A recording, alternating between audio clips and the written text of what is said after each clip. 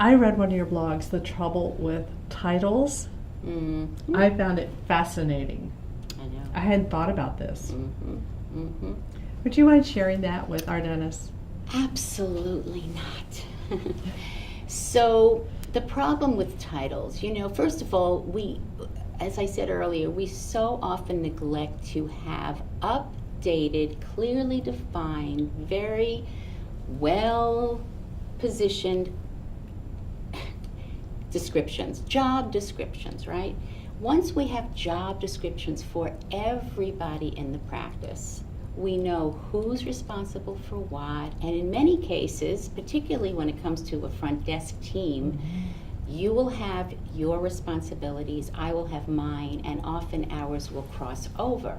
Yes. Right? If you're busy or I'm busy, and that's obviously the finest way to work, and that's the way everybody should work, even the assistants if they have to go next to another treatment room, what have you.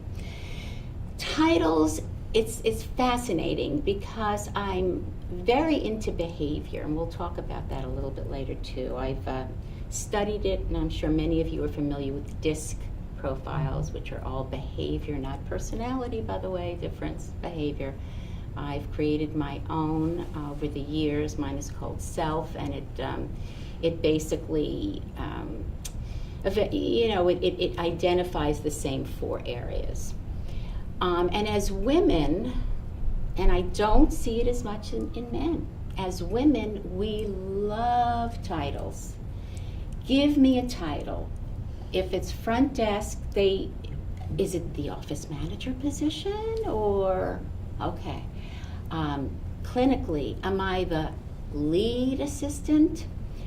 And it's fascinating because men, not so much. Men, show me the money, right? Remember the movie, Show Me the Money, you can call me anything. I don't really care. It's all about this.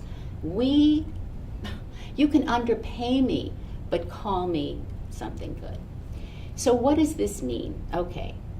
In many cases, it doesn't mean much. It's okay. But more than that, to one dentist, what is an office manager, to another dentist might be a receptionist, or vice versa. Or maybe they're just up at the front desk as a file clerk. But the point is, once you start giving titles rather than job descriptions, we get a little bit of the, shall we say, the clause in some people. I am the office manager. You will report to me. I will run I will tell you how things have to be done. And it's funny because often the dentist sees it and knows it's not so great, but he doesn't know how to stop it. And I say he, could be a she too, by the way. I don't mean to be prejudiced here. And so, when it comes to the title, they feel, okay, she will handle a lot for me. And that's fine. That's fine within reason. But it's still your practice. And I cannot tell you how many people, and I've interviewed well over 3,000 documented front face-to-face people in our business, well over 3,000, who haven't come into me because they absolutely just cannot work with the office manager. The rest of us, we're friends, we get along great, we respect each other, we're professional, but we help each other. But it's this person, it's that title. So what I'm saying basically is the titles mean nothing without their job description. Now, I've heard, dentists have said to me, what happens if a patient calls and says, I want to speak to the office manager, and we do not have titles, right? Okay, good question.